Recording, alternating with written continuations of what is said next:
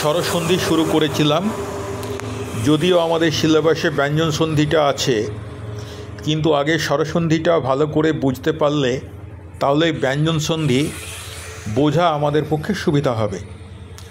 আমরা ইতিমধ্যেই বর্ণ বিশ্লেষণ শিখেছি।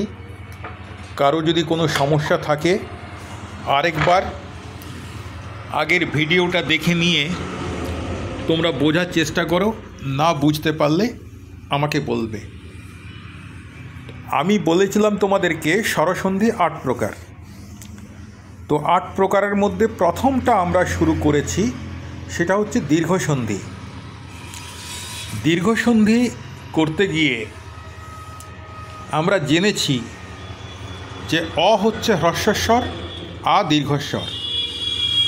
অ আর আ যদি পাশাপাশি থাকে, অথবা যদি দুটো অ পাশাপাশি থাকে, অথবা যদি দুটো আ পাশাপাশি থাকে, তাহলে উভয়ে মিলে আকারে পরিণত হয়।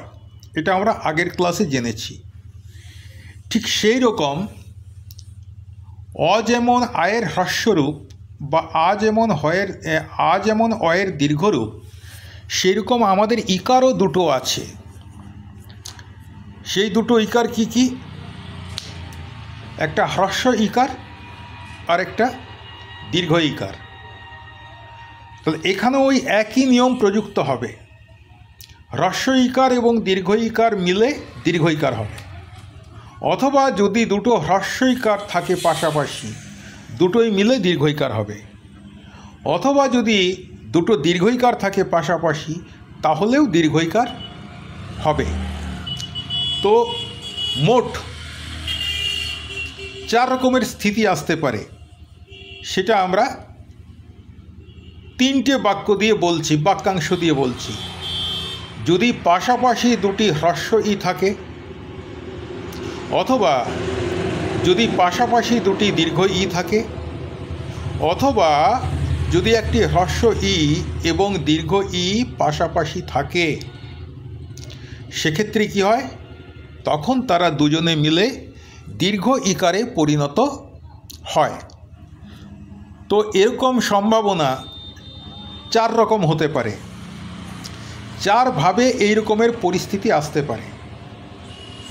দেখো, 1 নম্বরে যেটা বলেছি, প্রথমে হ্রস্ব ইকার আছে, তারপরেও হ্রস্ব ইকার আছে। অর্থাৎ প্রথম শব্দের শেষ বর্ণটা হ্রস্বই এবং দ্বিতীয় শব্দের প্রথম বর্ণটা হ্রস্বই, এরকম হতে পারে। অথবা প্রথম বর্ণের শেষ শব্দটা দীর্ঘই, এই প্রথম শব্দের শেষ বর্ণটা দীর্ঘই এবং দ্বিতীয় শব্দের প্রথম বর্ণটা হ্রস্বই। 3 নম্বরটা বললাম। 2 নম্বরটা বলার কথা আমার। প্রথম শব্দের শেষ বর্ণটা দীর্ঘই, হ্রস্বই, এবং দ্বিতীয় শব্দের প্রথম বর্ণটা দীর্ঘই, এটা হতে পারে। 3 নম্বরে যে বিষয়টা বললাম, যে প্রথম শব্দের শেষ বর্ণটা দীর্ঘই এবং দ্বিতীয় শব্দের প্রথম বর্ণটা হ্রস্বই। আর কি হতে পারে? প্রথম বর্ণের শেষ অক্ষরটা দীর্ঘই এবং দ্বিতীয় শব্দের প্রথম অক্ষরটা দীর্ঘই।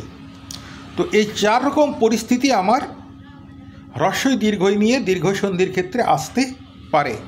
তখন কি হবে? তখন যেটা হবে, এই 4টি ক্ষেত্রেই, সমস্ত ক্ষেত্রেই এই যে দুটি বর্ণ পাশাপাশি রয়েছে, অর্থাৎ দুটি ই পাশাপাশি রয়েছে, এরা উভয়ে মিলে দীর্ঘই হবে। অর্থাৎ হ্রস্বইয়ের পাশে হ্রস্বই থাকলে যোগ হয়ে দীর্ঘই হবে, হ্রস্বইয়ের পাশে দীর্ঘই থাকলে যোগ হয়ে দীর্ঘই হবে, দীর্ঘইয়ের পাশে হ্রস্বই থাকলে যোগ হয়ে দীর্ঘই হবে, এবং দীর্ঘইয়ের পাশে দীর্ঘই থাকলে তাহলেও যোগ হয়ে দীর্ঘই হবে। বোঝা গেছে বিষয়টা? তাহলে আমরা একটা উদাহরণ দিয়ে এটা বোঝার, আরেকটু ভালোভাবে বোঝার চেষ্টা করি।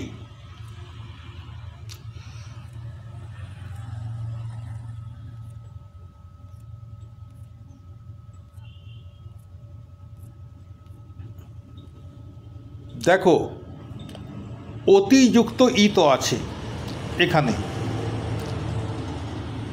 এটাকে যদি বর্ণ বিশ্লেষণ করি, অতিটাকে যদি বর্ণ বিশ্লেষণ করি আর ইতটাকে যদি বর্ণ বিশ্লেষণ করি, তাহলে দেখতে পাবো অতি হচ্ছে অ যুক্ত ত যুক্ত হ্রস্ব ই।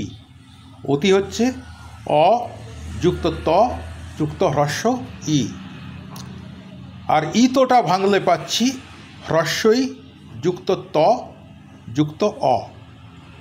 এবার অতি যুক্ত ইত, অর্থাৎ অতি এবং ইতকে আমাকে পাশাপাশি আনতে হচ্ছে। এটাই প্রশ্নে আসবে, অতিযুক্ত ইত সমান কি হয়। তো তাহলে তাদের বর্ণ বিশ্লেষণ করে যেটা পেলাম, সেখানে আমরা দেখতে পাচ্ছি অতি হচ্ছে অ যুক্ত ত যুক্ত হ্রস্বই, আর ইত হচ্ছে হ্রস্বই যুক্ত ত যুক্ত অ। ভালো করে লক্ষ্য করে দেখো, ত যেহেতু ব্যঞ্জন বর্ণ তাই এর নিচে হসন্ত দিয়েছি। এই পরিস্থিতিতে উত্তর কি পাবো আমি? দেখো, যেটা নিয়ম, যদি দুটো হ্রস্বই পাশাপাশি থাকে, আমি বলেছিলাম যে 4 রকমের স্থিতি আসতে পারে। এখানে প্রথম স্থিতিটা যে অতি এবং ইতকে যদি পাশাপাশি বসাই, তাহলে দেখতে পাচ্ছি দুটো হ্রস্বইকার একসাথে পাশাপাশি এসে যাচ্ছে। তাহলে দুটো হ্রস্বইকার যদি পাশাপাশি এসে যায়, তাহলে দুটো হ্রস্বইকার মিলে কি হবে? দীর্ঘইকার হবে। এই দীর্ঘইকারটা কার সঙ্গে যুক্ত হবে? এর আগের যে তটা রয়েছে, অর্থাৎ অয়ের পরে যে তটা রয়েছে, সেই তয়ের সঙ্গে দীর্ঘইকার যুক্ত হবে। তাহলে কি বিষয়টা কি, উত্তরটা কি দাঁড়ালো? দুটো হ্রস্বইকার মিলে দীর্ঘইকার হচ্ছে। অ যেমনকার আছে তেমনি নামিয়ে দিয়েছি, ত যেমনকার আছে তেমনি নামিয়ে দিয়েছি। ওদিকে আবার শেষের দিকের তটাকে যেমনকার তেমনি নামিয়েছি, অটাকে যেমনকার তেমনি নামিয়েছি। শুধু পরিবর্তন কি হয়েছে? দুটো হ্রস্বইকার মিলে একটা দীর্ঘইকার হয়ে গেছে। তাহলে আমরা পেলাম অ যুক্ত ত যুক্ত দীর্ঘই যুক্ত ত যুক্ত আ। এটাকে যদি যোগ করি, বর্ণ সংশ্লেষণ করলে আমরা পাবো অ তয়ে দীর্ঘইকার ত, অ তয়ের সঙ্গে দীর্ঘই মিলে তি, আর তয়ের সঙ্গে অ মিলে ত। তাহলে উত্তরটা আমরা পাচ্ছি অতিযুক্ত ইত। আমাদের প্রশ্নটা ছিল অতিযুক্ত ইত কি হবে? আমরা পেলাম অতিযুক্ত ইত সমান অতীত। ব্যাপারটা বোঝা গেছে? দেখো, অতি বর্ণ বিশ্লেষণ করেছি অ ত ই, ইত বর্ণ বিশ্লেষণ করেছি ই ত অ। দুটো ই মিলে গিয়ে দীর্ঘইকার হলো। এবার এই দীর্ঘইকারটা তার আগের সঙ্গে যুক্ত হলো। তাহলে অ যেমনকার তেমনি, তয় দীর্ঘইকার তি, আর তয়ে অসমান ত। তাহলে অতিযুক্ত ইত সমান উত্তরটা হচ্ছে অতীত। ঠিক আছে, আজকে শুধু এইটুকু করলাম। তোমরা তোমাদের বই থেকে দেখে নেবে, 4র্থ শ্রেণীর বইয়ে অতি অবশ্যই পাবে। যদি না পাও তাহলে 9-10-এর বইয়ে দেখে নেবে। তাতেও যদি না পাও তাহলে ক্লাস 11-এর সংস্কৃত বইয়ে দেখে নেবে। এইগুলোই পাবে। হ্রস্বইকার যুক্ত হ্রস্বইকার সমান দীর্ঘইকার হয়। এর অন্ততপক্ষে 4টে উদাহরণ লিখে তোমরা কমেন্ট বক্সে কমেন্ট করবে। তাহলে আজকে এই পর্যন্তই, এখানে ইতি টানা যাক। বাকি দুটো ই পাশাপাশি বসলে কি হয়, আরও যে 3টে পরিস্থিতি রয়ে গেল, এটা পরের দিন চর্চা করব। ঠিক আছে, সবাই মন দিয়ে পড়াশোনা